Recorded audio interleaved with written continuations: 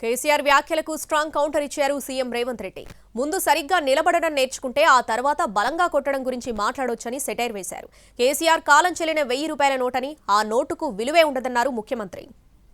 సరే, నేను గంభీరంగా మౌనంగా చూస్తున్నా. ఫిబ్రవరి నెలాఖరులో ఒక పెద్ద బహిరంగ సభ పెట్టాలి, మీరు కథ చూడాలి. జరుగుతూ ఉంది.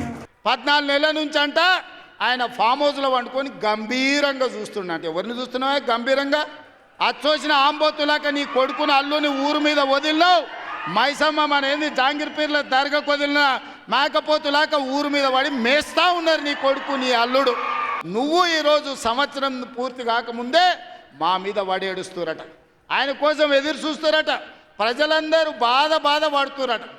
అయ్యా చంద్రశేఖరరావు గారు, 4 కోట్ల ప్రజలు ఎవ్వరు బాధపడతలేరు.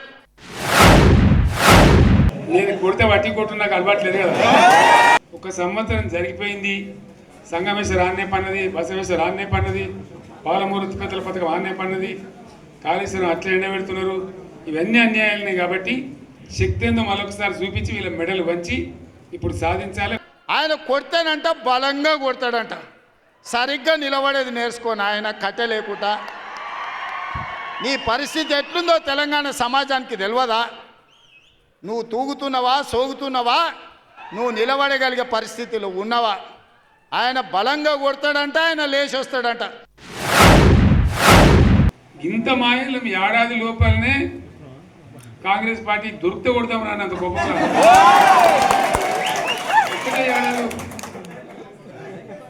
ఇంకా వాళ్ళ బొంద తెలివికి నిన్న వారి పార్టీ మంది పెట్టలు అదేందో పోలింగ్ పెట్టిన వాడు చూసారా మీరు? ఆ పోలింగ్ పెడితే 70% మనకు వచ్చింది, 30% మనకి. వాడు పెట్టింది, మనం పెట్టింది కాదు. 10 ఏళ్ళు ముఖ్యమంత్రి చేసినోడు, కేంద్ర మంత్రి చేసినోడు ఇవాళ టిక్ టాక్లో కేసీఆర్కు రేవంత్ రెడ్డికి పోటీ పెడితే ఆయనకు లైక్లు ఎక్కువ వచ్చినాయంటే నాకు తక్కువ వచ్చినాయంటే ఇవాళ వాళ్ళ కార్యకర్తలతో మాట్లాడుతున్నాను. నేను అడగదలుచుకున్నా, ఆ మధ్యలో బాలీవుడ్లో కూడా సల్మాన్ ఖాన్కు, రాఖీ సావంత్కు కూడా టిక్ టాక్లో పెడితే రాఖీ సావంత్కి ఎక్కువ లైకులు వచ్చినాయి. అంత మాత్రాన ఆమె సల్మాన్ ఖాన్ కంటే గొప్ప నటుడు నటురాలు అనేవారని అనుకుంటారా? సోషల్ మీడియా టిక్ టాక్లో నాకు లైక్లు వచ్చినాయని చెప్పుకునే పరిస్థితికి వచ్చిందంటే ఆయన మానసిక పరిస్థితి ఎట్లుందో తెలంగాణ సమాజం అర్థం చేసుకుంటుంది. ఆమోద్ అంటే ఏముంటుంది? వారి ఉంటుంది, మాకు ఉంటుంది, అల్లం ఉంటుంది. కాంగ్రెస్ వాళ్ళు ఎంత మనిషి చేస్తే పారబడి తవ్వచ్చు కూడా లంగత. దీన్ని ఫామ్ హౌస్ అని మనం బదనాం చేసి అంతే కదా.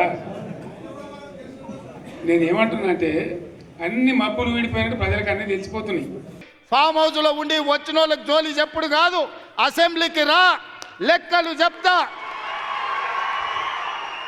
ఏ ఊర్లో, ఏ తండాలో, ఏ గూడెంలో, ఏ రైతుకి ఎంత రుణమాఫీ చేసినో 25,50,000 మంది రైతుల వివరాలు శాసనసభలో పెడతా.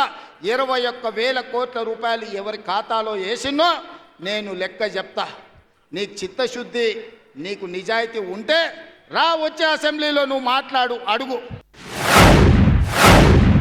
మళ్ళా మనమే కొట్లాడాలి. ప్రాణం పోయినా సరే తెలంగాణకు రక్షకులు మనమే. తెగించి కొట్లాడాల్సిందే.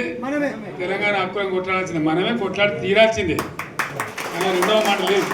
నువ్వు కాలం జల్లిపోయిన 1000 రూపాయల నోటువే. ఆ నోటు పెట్టుకుంటే ఎవడైనా జైలుకే వెళ్తాడు. ఒకప్పుడు 1000 రూపాయలకు చాలా విలువ ఉండే 1000 నోటుకి. అవునా? 1000 నోట్లు ఉన్నాయంటే ఆయన మునగాని కింద చూసేది. ఇప్పుడు 1000 నోట్ల రూపాయలు ఉన్నాయంటే తీసుకుపోయి బొక్కలేస్తారు. చంద్రశేఖరరావు గారు కూడా రద్దయిపోయిన 1000 రూపాయల నోటు. ఇంకా దానికి విలువ లేదు. తెలంగాణ సమాజంలో నిన్ను అడిగేటోళ్ళు లేరు చంద్రశేఖరరావు.